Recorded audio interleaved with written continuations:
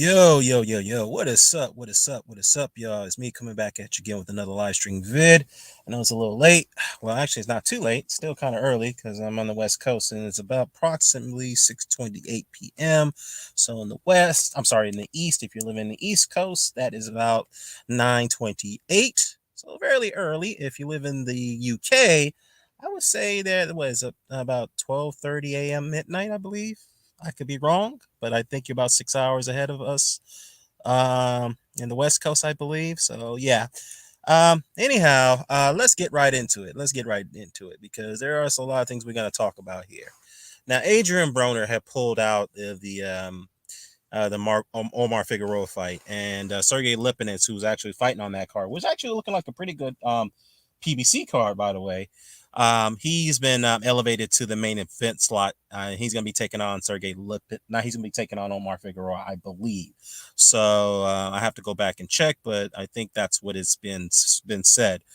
Now, Adrien Broner is citing mental issues is the reason why he's pulling out of the fight. He's got mental challenges, and he's got to go deal with it. I mean, well, God damn it. Why did you wait 8 years later to figure out that you have mental issues, Adrien? I mean, it just seems to me that, when guys pull out of fights like Ryan Garcia or they're taking a step back in their career because they don't want to do certain biddings for their promoters, they always cite mental issues as a cop out excuse why they're pulling back. Like Tyson Fury, for example. Yeah, we all know why he used mental health as an issue, why he got busted by a UCAD for a failed drug test. All right. And then also got busted, for paying off a bribe to get him off that case, which is the reason why he can't even get a UK license right now, because that case is still pending if he wants to pursue it. So it is what it is. Anyways, Omar Figueroa didn't buy that at all. He didn't buy the fact that Adrien Broner is pulling out of the fight because of a mental health issue.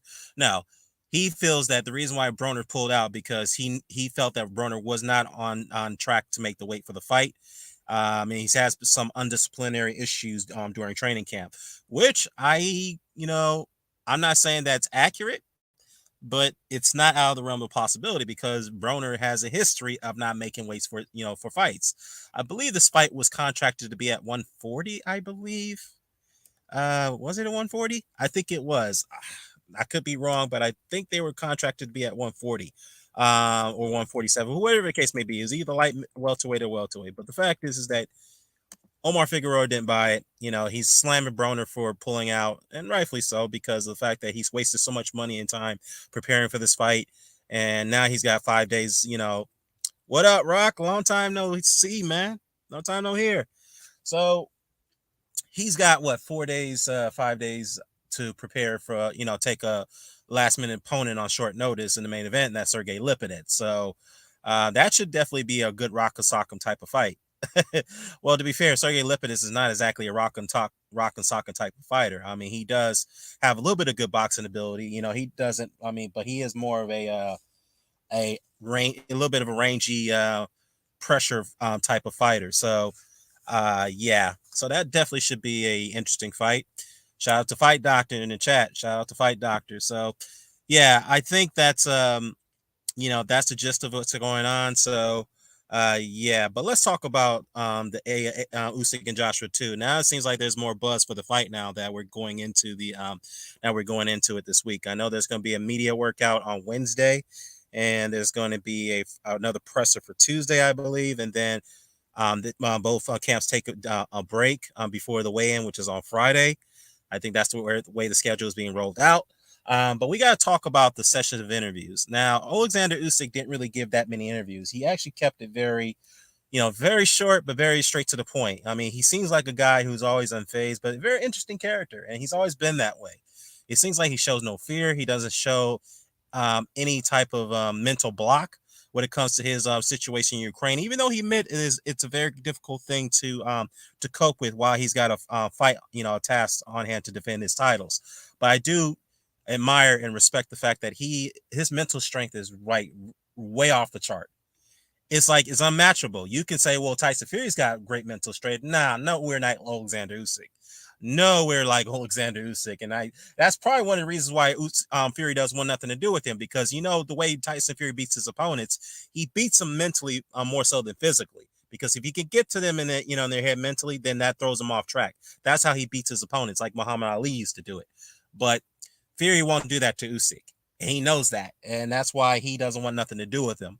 But at the same time, I think the reason why Tyson Fury supposedly is having his troubles that he has right now is because he can't get a license to fight in the UK because of that pending bribery case for UCAT. That case is still pending if he decides to pursue it, and he's under a heavy implications over his ties to Daniel Kinahan. So he's under a lot of shit right now. I'm not sure how he's ever going to get out of that situation. So we'll see. It may take a year or a year or so for him to settle the dust when it comes to that situation, or situations, I should say. So yeah. But Anthony Joshua, he looked relaxed in his interviews. He was doing his rounds. But I don't know, man. Tell me if I'm wrong here, but it seems to me that I don't know. It seems to me that he seems a little bit, or he's on ease. Now that doesn't mean he's not going to win the fight. No, no, no. But to me, it just coming off like he doesn't care what people has to tell him what he needs to do. Now, I maintain my position. I don't think he's going to win that fight. But to me, I just believe that he knows himself that he's not going to win. I think he believes I think he's thinking now, forget everybody telling me that I need to go do that. I need to pressure him. I need to maul him. I need to do all that. I'm not going to risk getting knocked out. I'm not going to do that. And I can't help to bring this up because Savage Dan had mentioned this not too long ago, that AJ told him in the uncut interview, the unreleased version of the interview that that's now on YouTube, that AJ told him that don't be surprised if I have to box again.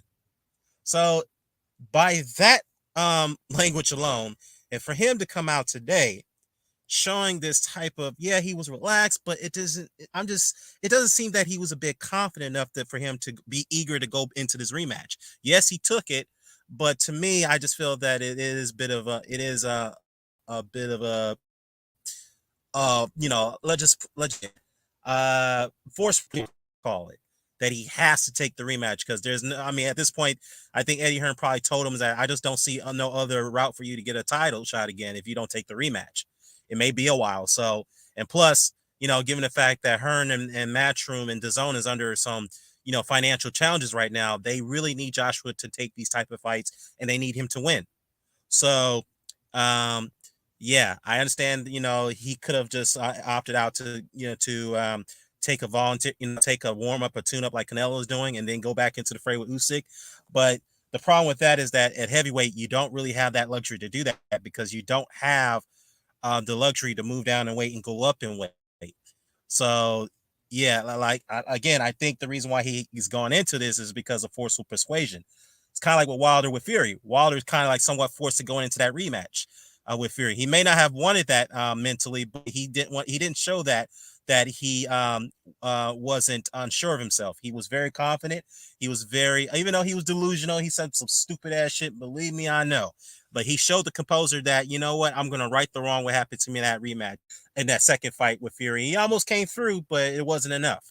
Now with Joshua, it just comes off to me that he's unsure of himself. He doesn't seem like he's focused. It doesn't seem to me that that's just my opinion. I just don't see that. In fact, I gotta also bring into some of the quotes that he gave in an interview. I think this interview was done by Sky, and I think there was some transcript that was picked up by several publications like the Independent and the Metro Star. So let me go ahead and share screen that for you guys so you can take a look at that. All right, so let's see.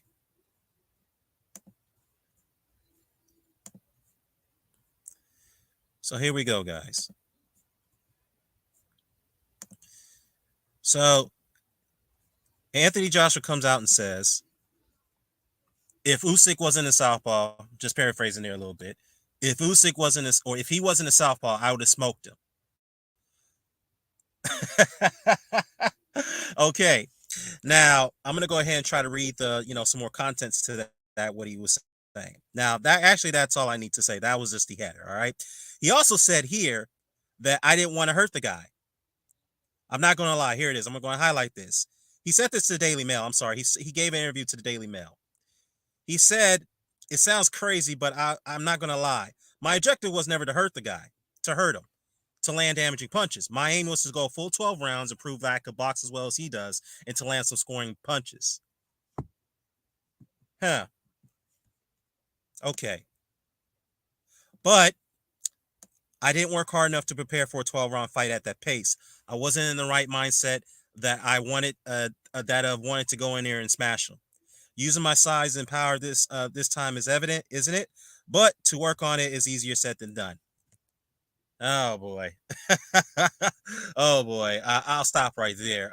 Oh boy. Look, I know I had a couple chats with certain with some commenters about this, and they were saying, you know what, he's just being honest. Yeah, I get that. I appreciate the honesty, but it also shows that he's making excuses again for why he lost to Usyk the first time around. And what I don't get is that why are you going to say all these things 5 days before the rematch? Okay, now, if he's claiming that southpaws is an issue why he lost that fight, if Usyk was orthodox, I would have destroyed him. Then I didn't hear you. I didn't hear Joshua complain about the fact that he fought Charles Martin for his first world heavyweight title. He didn't complain about fighting Julie Zhang and Otto Wallin in the amateurs, and they're all southpaws as well. Now, to be fair, all three of those guys are not on the level of Alexander Usyk. They don't come close. But the point is that you can't complain and say that I lost to this guy because he's a southpaw, and yet you actually beaten southpaws in the past. You know, you've beaten him in the past and you never complained about it. But now all of a sudden you're going out there saying that you lost him because he's a southpaw. Oh, I didn't want to hurt him. I just wanted to prove that I can go 12 rounds with him. You know, I was not in the right state of mind. Oh, come on, man. Look, if he had said this earlier, yeah, he would have got criticized like he is now for the excuse making that he's doing. But why do this? Why say this now, 5 days before the rematch? Why say this now? Well, the point I'm getting at is, shout out to Mala in the chat. The point I'm getting at is that given the demeanor and his body language that I observed today, and given the excerpts that the interview he gave with the Daily Mail, it just goes to show to me that he's planning to box this guy again. I could be wrong. Maybe Robert Garcia is going to show something different, or Joshua's going to show something different under the tutelage of Robert Garcia. But once he gets hit, and once he gets hit very hard, he's going to go back to his old ways. And again, I have to allude to that Savage Dan comment. Don't be surprised if I have to box this guy again. Oh my goodness, man! Somebody needs to tell Joshua, snap out of it, man. Snap out of it. And it was funny too because Eddie Hearn seemed a little bit rattled and stressed out in his interview rounds today. I mean, he was not happy at all.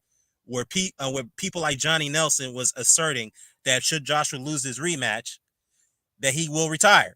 And Eddie Hearn was livid when he heard those comments about from Johnny Nelson. Livid. And I kind of find that weird too, because Eddie Hearn is not that type of guy that's going to get rattled over comments like that.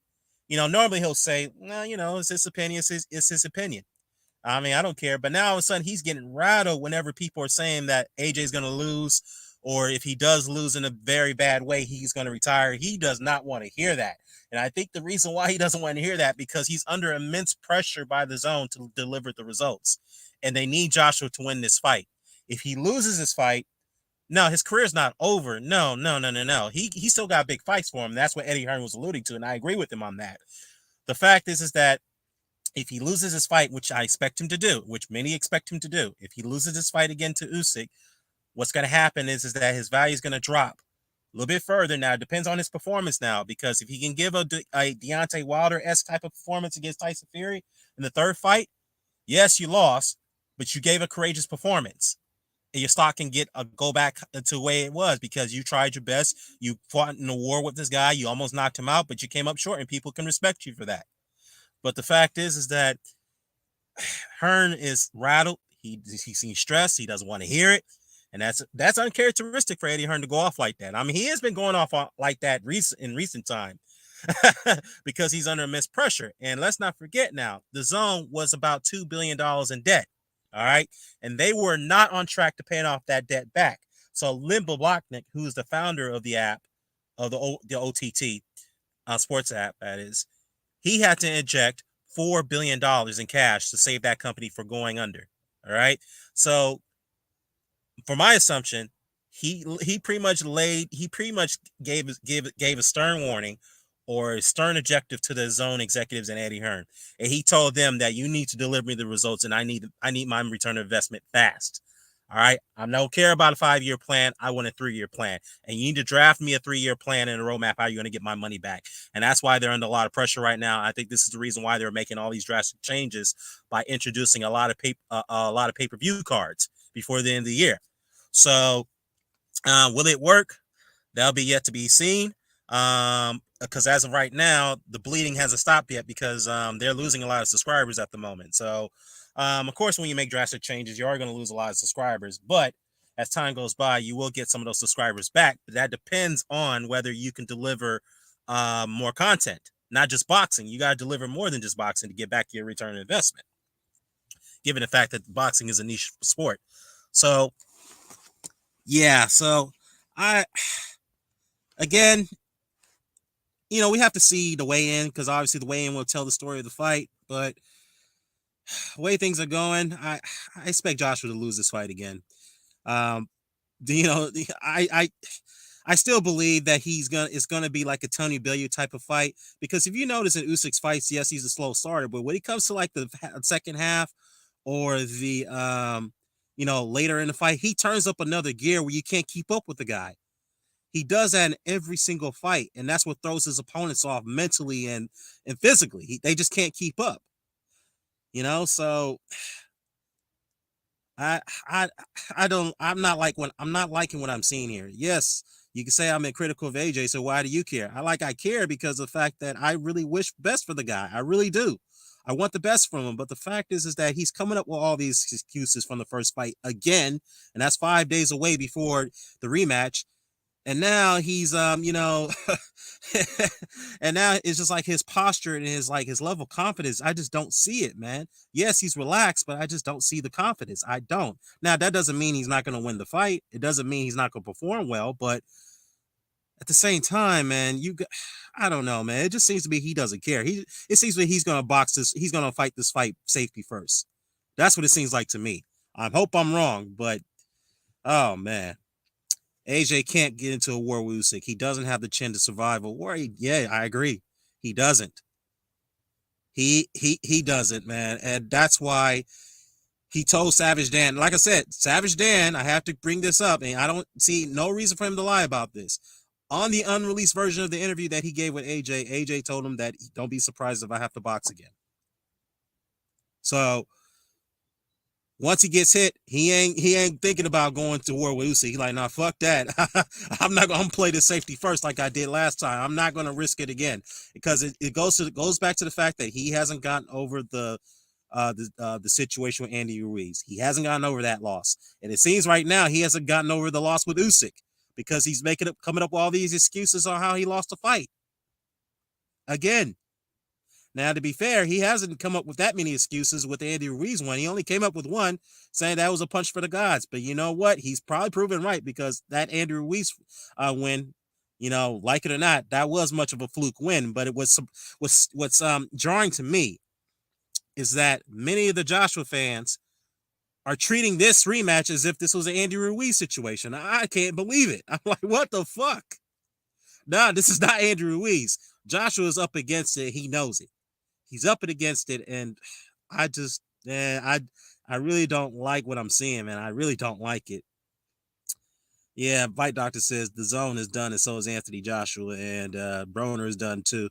Yeah, well, Broner's been done a long time ago. The only thing he's got left right now is trying to fight for scraps. Not saying fight for scraps, but he's under he's got a lot of legal issues. He's got debts he's have to pay, and he's got kids to take care of. His life is just just going down a downward spiral. It's been going down a downward spiral for a long time now. So it reminds me of this cat that I used to interact with, man. He just went off the rails when I criticized Adrien Broner. This was several years ago before you guys came on board.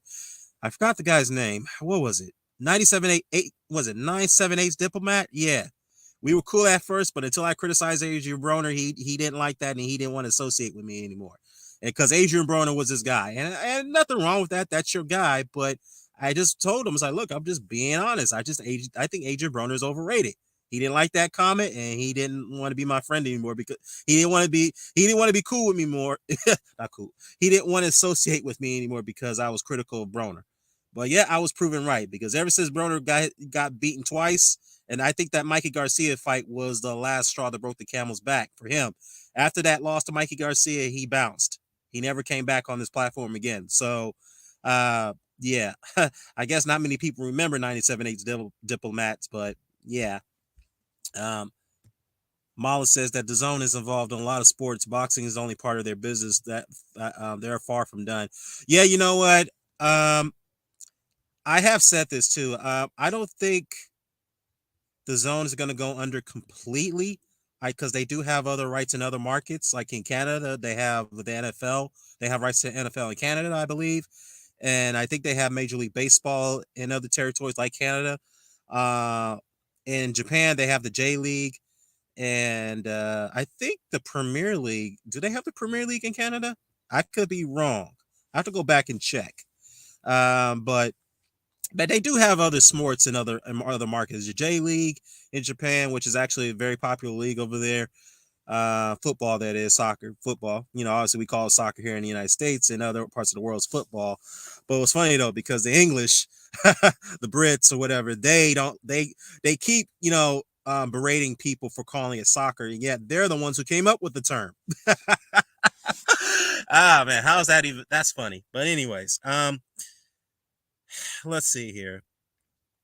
Yeah, again, Bavotnik has issued a stern warning or objective to Hearn and the executives, Joe Markowski, namely him, because he's the VP, that they need to turn a profit and they need to do it quick. I think they have a 3-year plan, not a 5-year plan. I think Bavotnik reduced it to a 3-year plan because his patience is running thin. He's running thing, and I don't blame him because I'm not going to lose millions of dollars for 5 years and just you guys come back and tell me that we're in the red. No. I need my return investment. I need it now. I waited long enough. So yeah, you can see why Eddie Hearn is rattled. He's stressed out because he's under a lot of immense pressure right now to deliver the results, and he really needs Joshua to win this fight. Really needs him to do it. Now, there are some people that are worried this is going to be a hook for crook type of situation if this fight goes the distance. So, and I don't blame him. But, Usyk has been in this situation before. I think he'll come through. And let's just hope he's not compromised in that situation because I want the fight to be fought on fair grounds. All right. I really think that let the best man win, but I picking Usyk to win this. I'm not going to go as far to say it's a stoppage. I think it's going to be a dominating performance like it was in the first fight, probably a little bit better, but we'll have to wait and see. So what else we got here? So let me go ahead and look at some other boxing news here.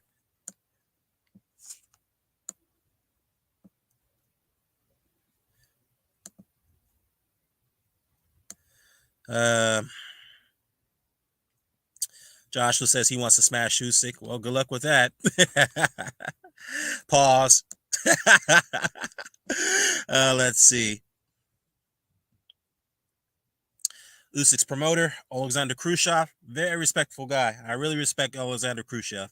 He said that Joshua is taking the rematch very seriously, but Usyk is a special fighter, 1 in a million. And he also mentioned in his interview rounds 2 that he doesn't believe that an 8th-month session, which is essentially 1 training camp or maybe 2, is not going to be enough to overcome the skill and the will of Alexander Usyk. And I tend to agree. Because if Joshua has a chance of winning this fight, he should at least wait another year or 2 to get better, and then he can go back in the rematch. I think that he's going in a little too soon. Obviously, they were talking about May or June. Actually, no, they were talking about March and April. I was like, no fucking way. He has no chance of winning that rematch in March and April. Now, given the fact that we're 11 months in now, he may have a little bit of a shot, but I still don't think it's enough time to prepare. And from the looks of it, it didn't seem like their training camp went very well. Now, to be fair, just because your training camp doesn't go well doesn't mean you can't win the fight. Because look at Ray Leonard. He had a horrible training camp leading up to the Marvin Hagler fight, and he prevailed. Tyson Fury had a horrible training camp. A lot of shit going on in that third fight with Wilder, and he prevailed. So, just because guys have trouble with training camps doesn't mean they're going to lose the fight. So, let's not read too much into that. But it's also worth noting that it seems to me that he's having some trouble in training camp, because he said himself that his training camp sessions has been very rigorous. It's been very challenging, as he put it. So, yeah. Mala says that the legal streaming is putting everyone involved in boxing under a lot of pressure. It's costing the sport so much money. Yeah. And it's sad, too, because there's no grounds of blocking it right now. I mean, there's no federal courts. There's no federal jurisdiction who stops illegal streaming right now. I think it's going to be a point in time that will stop, because, look, at the time back in 99, I'm not sure, Mala, you were born around that time. I'm not sure you were around. There was a peer-to-peer app service provider called Napster. You may not have heard of the name. Napster was one of the first app services, as you want to call it, back in 99 and 2000. They offered a peer-to-peer service where people were allowed to swap music or movies, whatever, for free without purchasing it. And that was killing the music industry, particularly. A lot of unreleased songs of artists, new content of artists that was yet to be released. A lot. Oh, you're born 1973. All right, my bad. Because I interacted with you once, I believe. You sound like a young guy. Now take that as a compliment, man. So I guess that's my fault for assuming the wrong way. My bad, man. But you remember Napster. You remember Napster. So yeah, back to the point. So Napster was Napster was a again, they were a peer-to-peer music swap provider. They offered a platform where people could go in. They can deliver songs of feature artists, or mainstream artists, whatnot, and you could also put in their unreleased titles as well. You could download all that for free and keep it on your hard drive, or download it on your MP3. And of course, the music industry, particularly artists, were not happy about that, because they were not getting any type of profits. Obviously, that was undermining their profits. So what they all did, and Metallica particularly, along with Dr. Dre, they sued Napster, and they went all the way to the Supreme Court, and the Supreme Court issued a ruling to shut them all down. Napster, and there was another one called LimeWire. So all of them, the music illegal streaming was all shut down. But to be fair to those streaming providers, the peer-to-peer providers, Napster and LimeWire, they did change the industry when those services happened, because now people are no longer buying CDs. They're not buying hard copies like they used to. They all want to download their content rather than go and buy it, because it's more convenient for them. Because nobody wants to stand in a record store in a long line all day just to buy a CD. No. So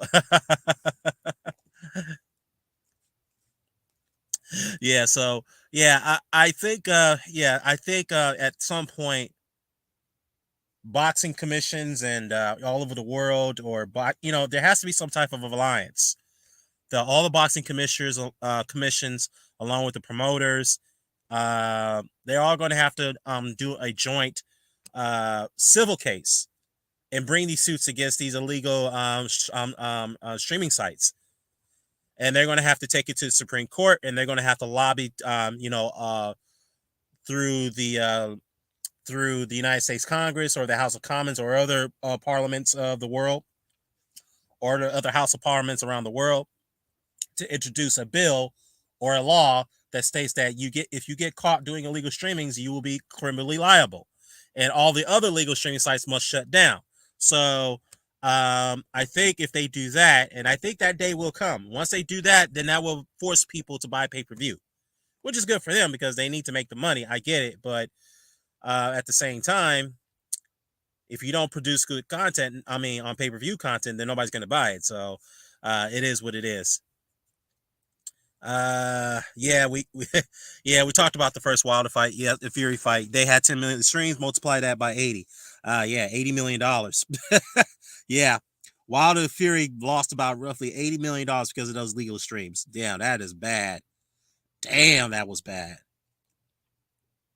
With potentially $80 million. But you know what? That fight was that. I think the illegal streams was worldwide, so it wasn't just in the United States. But let's just say hypothetically, in the United States, there was like 2 or 3 million legal streams here.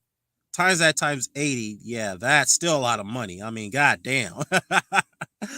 So, yeah, Wilder Fury 3, they made money on that fight, don't get me wrong, but due to the legal streams, they could have maximized their earnings a lot more. So, yeah, it's all good, Dan. um,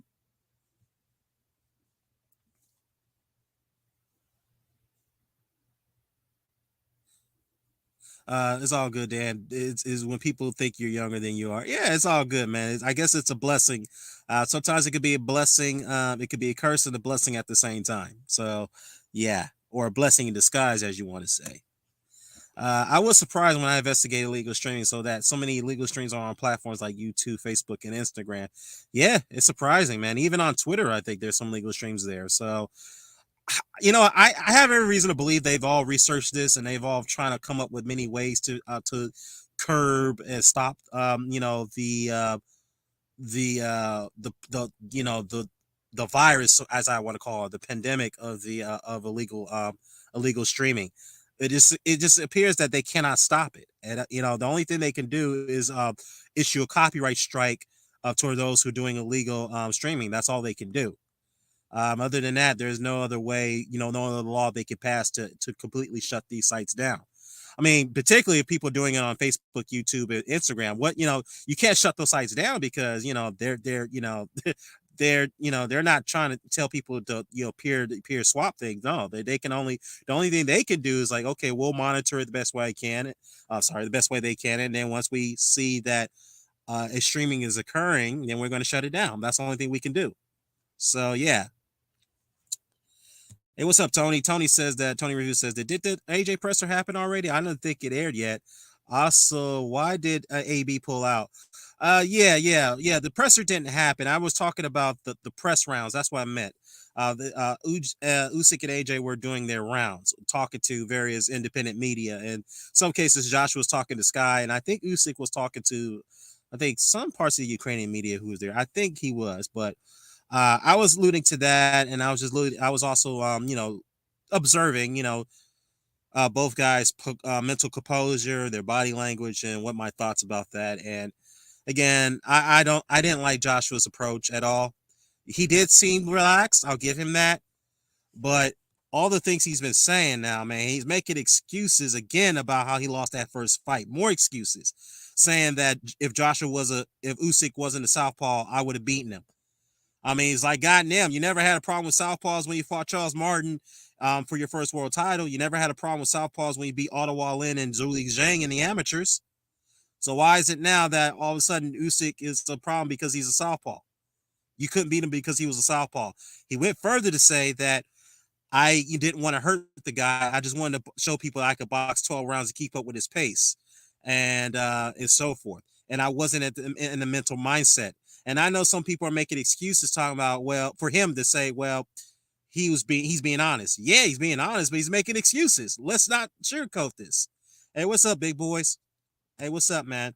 Yeah, let's not sugarcoat this. This guy is making excuses about the first fight, and he's doing it 5 days before the rematch. And I think that's bizarre.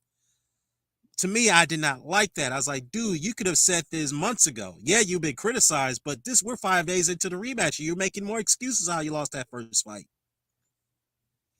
Oh my goodness, man. I don't know, man. Somebody need to rein Joshua in. I think Adrien is going to have to do it. Rein him in and tell him, dude, don't be saying things like that. Don't.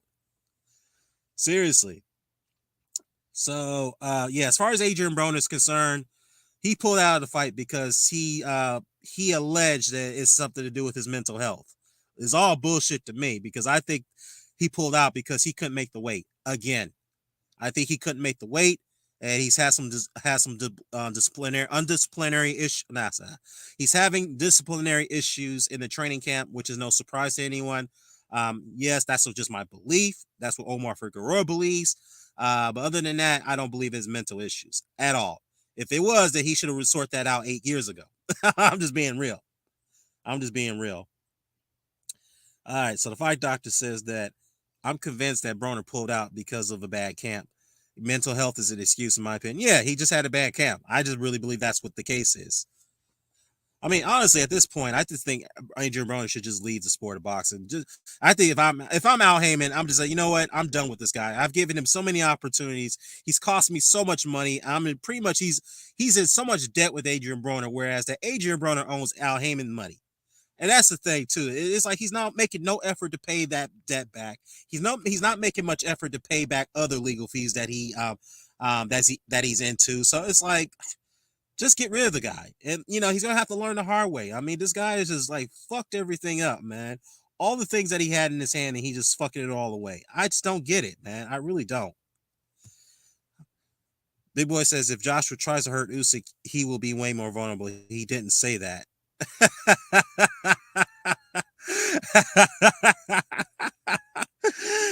Yeah. Yes, BS. Don't know why Showtime puts up shows for that jump.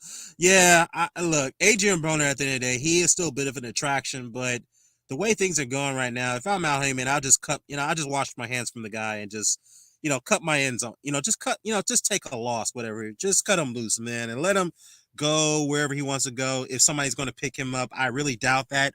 Or better yet, maybe Eddie Hearn's going to pick him up because Eddie Hearn is desperate to get some fighters on his roster right now. Maybe Eddie Hearn will take a chance with him and put him in there with Montana Love. Who knows? I do believe that Broner is. I do believe he's a certified mental, but that's nothing new. Yeah, exactly. If that was the case, if mental issues the reason why he pulled out of the fight, then he should have sorted that out 8 years ago. Because he's always been a mental case, and before that, before the Maidana loss, he's always been a mental case. I guess he was more composed because he was winning, and he's earning big paydays. And he was at one time, Adrien Broner was one of the best pound for pound best fighters in the world. Believe it or not, he was one of the best fighters pound for pound at that time. And then all of a sudden, people have forgotten about that. It's a forgotten thought. So, yeah. He might as well change his name to Adrien Broner and do porn. I mean, yeah, I know that's what he's obsessed with is porn. Might as well just go ahead and focus on that. No disrespect to the guy, but that's what it seems like to me. Adrien Broner is obsessed with it, and he's got all those kids, and he's got a family to take care of. I don't know, man. I've said this many times. Get it together, Broner. Get it together, Adrien. Because at this point, if you keep burning bridges like you're doing right now with Showtime and Al Heyman, they're going to just cut you loose. And he's going to be in a situation like Demetrius Andrade. Now, to be fair, Demetrius Andrade is more disciplined. He doesn't get into all kind of bullshit. But what the problem with him is that he burned bridges with many promoters and networks because of his constant pulling out of fights. Always holding up, the negotiation table is like, right now, and I kind of feel sorry for Andrade because he's starving for a fight and he's got 4 kids to take care of. I saw that video that he put out calling out Chris Eubank, and to me, that sounds like that was a sign of desperation. I can't blame him because he also mentioned that video. I got 4 kids to feed, man. Come on, Eubank, we got to get this fight going. It's like he is starving for a fight after Eddie Hearn cut him loose. So, yeah. Does anyone believe that Rivera will be a 30-year-old bottle jack? One short answer.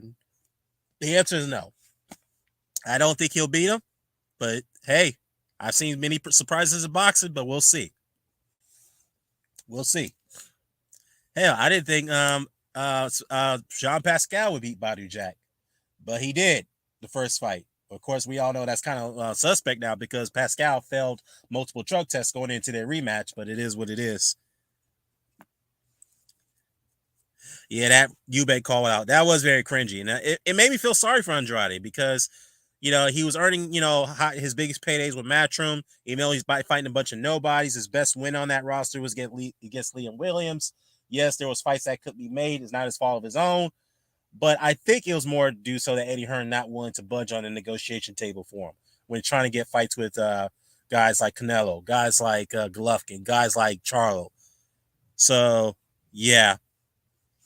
People talking about DAZN leaving boxing and PBC running out of money. If they both left boxing, the sport would pretty much be in trouble. Yeah, you know what? That's a very good and honest and imbalanced point, impartial point, Mala, because as much as we criticize PBC, as much as we criticize DAZN, The point is that we need them because if they didn't get into the boxing market, we would just have the same old routine with the old, the old guys running things like Bob Arams, like who else, like Oscar De La Hoya with Golden Boy, and in some cases Eddie Hearn with Matchroom with Sky, and Frank Warren with Queensberry. Well, as far as the networks is concerned, when HBO got out of the game, as much as I've criticized HBO in their recent last years of boxing, it was kind of sad that they went out because the boxing market has really changed after they left left the market. But when the zone came in and the BPC started to come in and change things, yes, we needed that disruption. We needed change. So that way it gives fighters, a bigger platform and more opportunities for them to go to showcase their talents and earn some big dollars. Nothing wrong with that. But at the same time, if we do see something wrong where their business model is going, particularly the PBC in the zone, they deserve to be called out on that. So yeah, we do need them. We do need them there. And now I'll be fair. If the PBC could survive by running out of cash like they did in like within 2 years, I think the zone would be all right. But yeah, and I think they'll be all right. Now the question is, can they turn a profit within the next 3 years? That's yet to be seen. Let's see here. Jack loses because he's a 15-round fighter in a 12-round era. Well, we'll see, man. We'll see. But I don't have him losing that fight at the moment, but we'll see. Top Rank needs competition in the U.S. or the boxing will be screwed. Yeah, they definitely need competition because right now, Top Rank and all power to them. They actually put on better fights in the last year or two. So they've been putting on some very good cards. And to be fair, PBC's putting on some decent cards, but it's Top Rank that's been killing it right now. The zone, yeah, they're starting to pick things up. Now that they're giving offering premium fights on pay-per-view. I know a lot of people don't like that, but it is what it is. Boxer over there in the UK is offering some good cards. Wasserman's a deal and over at Channel 5 in the UK. And then, of course, you got Queensberry with Frank Warren. They're doing some good things. So I would say, to sum it up, I think it's been a decent year for boxing. Not a great year, but a very decent year. Let's put it that way. And oh my goodness, we're almost ending on 2022, so we're about to go into 2023 pretty soon. Yeah. So, yeah, I just thought I'd come on here to give my 2 cents about the latest media rounds that both Usyk and Joshua did. I think the presser is going to be tomorrow. Then after that, they're going to have a media day.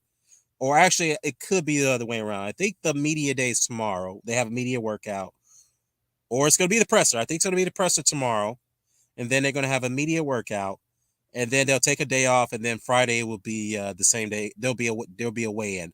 Now, let's talk about the weights, because it seems like a lot of people are very obsessed about the weights, about what type of weight both of these guys are going to come in. Now, from my observation, Joshua looks like he's trimmed down a little bit more. I think he's coming in around 235 or 236. Usyk, nah, I don't think he's big as people thought he is. Yeah, he's a decent big heavyweight, 6'3", 220 pounds. I think he's going to come in around 220 and maybe 225, maybe no more than that. He still looks the same like he did in the first fight in his photos I took today when Joshua and Usyk had their promo stare down. That's going to be released pretty soon. So yeah, very interesting. Big Boy says that very interesting in Andrew Tabiti at heavyweight. Can't say I know much about James Wilson, his opponent though. You talking about not James Wilson? You're talking about Tyrone Spong. Unless Tyrone Spong pulled out of the fight, did he pull out? Yeah, let me know if Tyrone Spong pulled out of the fight, because if that's the case, and James the Beast Wilson is his replacement, that'd definitely be an interesting fight. Now, to be fair, James the Beast Wilson, big guy, very stocky, kind of like Mike Tyson build. But I saw some of his fights, man, and yeah, he definitely he definitely have to work on his technique, man. Because yeah, I haven't really been impressed, but it is what it is. If he's replacing Tyrone Spong, then that's very interesting fight between Tabihi and James Wilson. Now, Tabihi, ever since he lost to Dorothy Coast, man, he hasn't really done anything. So it'd be interesting to see what he does at his debut. I'm not sure if this is his debut at heavyweight. It could be. Oh, Spong got dropped a couple weeks ago. Oh wow, I didn't know that. Because we're all talking about that he's fighting Tabihi, but okay. Well, that's something new. I didn't know that. See, we didn't know these things. In fact, I just found out today that Ben Whitaker has been added onto the car as well. So this is going to be an interesting card coming up on Saturday. Very interesting. So, yeah, Tony Review says that if Joshua isn't looking like me, he's losing. Fair enough. Usyk is at least 230. Maybe we'll have to see the weigh in, but he looking like he's around 220, man. A little bit around there. A little bit. Little bit. So I don't think he's at 230. I could be wrong, but he don't look like 230 to me. Usyk will be looking to take AJ to deep waters and stop him this time. Yeah, I think he's going to go for it this time, but he's not going to go for it early. He's going to wait for him to exhaust his energy the first few rounds, and then after that, he's going to turn up the gears like he does in every fight. That's what he's going to do. So, yeah. But that doesn't mean he's not going to punch for the first 4 rounds, because Usyk will punch. He will establish his jab. He will establish his position and his demeanor in the ring. He will do that in the first few rounds, and after that, he's going to turn up another. He's going to turn up another gear, and he's going to really put it on you. And he's going to really drain you when he does that. And he does that all the time. He's been doing that since since the amateurs in the World Series of Boxing. So, yeah.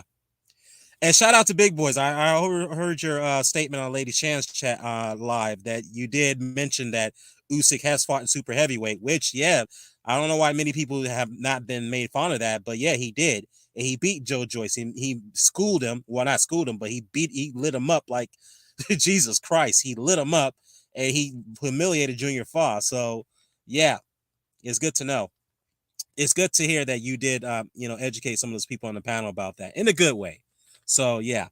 And I looked at that Joe Joyce fight many, many times, man. And just like, God damn.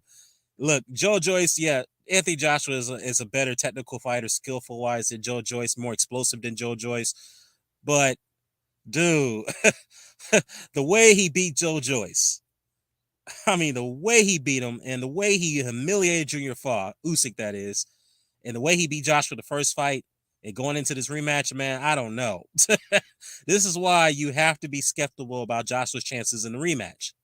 You have to be very skeptical about that. And this is the honest truth. It's honest. It's an honest assessment. There's no hating. It's just the fact that Usyk is just too damn good.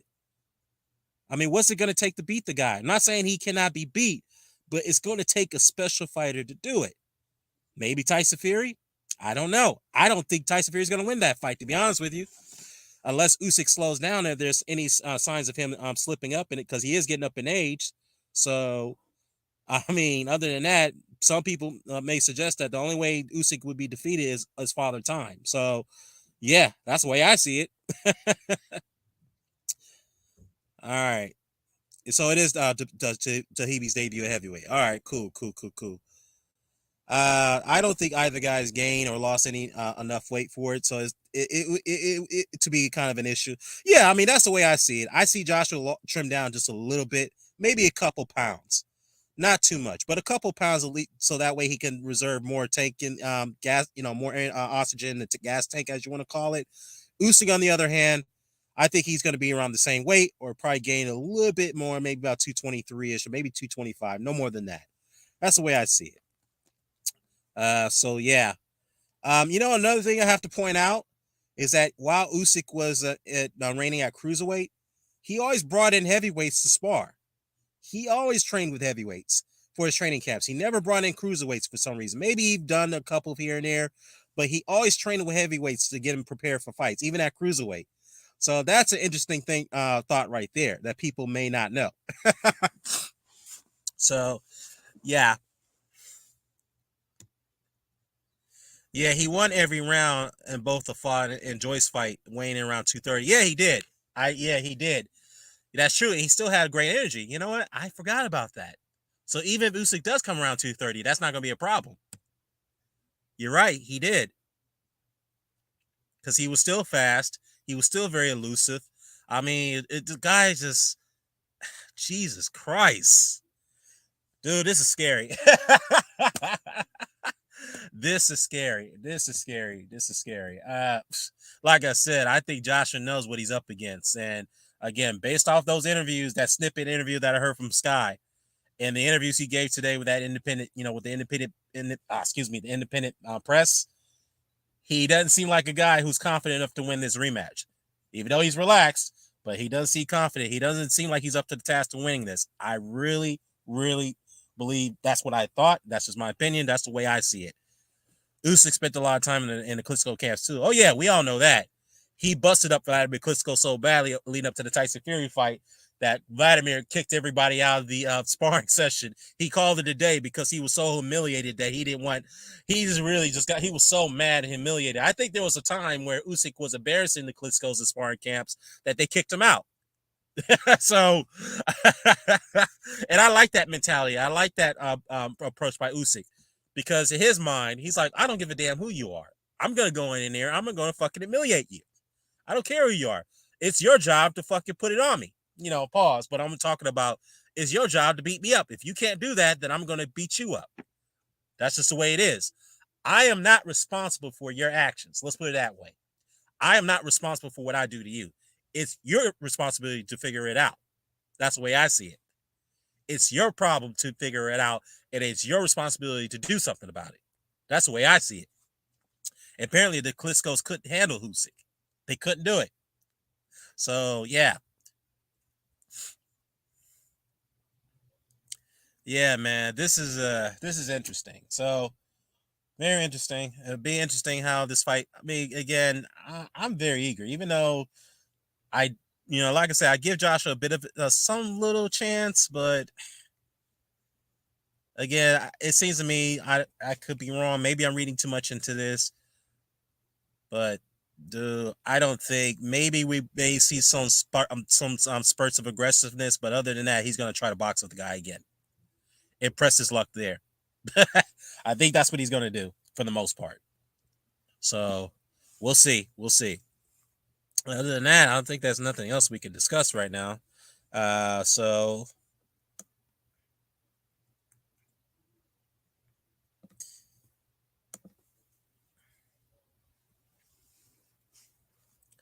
yeah, guys, I think that's it. I'm gonna go ahead and wrap it up. My bookies, so Big Boy says my bookies have a 3.5-1 for Joshua KO and almost 10 under, or actually 3.5 under 1 for Joshua KO and almost 10 under for 10 under for Joshua on points. Usyk both methods 2.8 under the 1. So yeah, I mean, so far I've looked at the bookies and so far they haven't changed their it hasn't really moved. So it seems to me they're fully confident that Usyk is going to win this fight because there's a literally 70% chance that he's going to win it based off the bookies, and that's been like that for like the last 2 months now. I think it started off at 80% because it was at the beginning of the stages of it, and then the last 2 months has always been steady around 68 to 70% for him to win, and it's been like a 30 to maybe 34% for Joshua to win. So yeah, Joshua has to stop Usyk by the end of round 7. I'll say the end of round 5. Because if Usyk is still in there and he's still fighting at a high pace and he's hurting him, he's jabbing him, he's countering him to death, and Joshua got no chance. He's gone. That fight is over with. It's going to be the same thing all over again, like it was in the first fight. So, yeah. All right, I'm going to wrap it up, guys. So, peace to you guys in the chat for coming in. I'm out. I'll see you next time. Peace.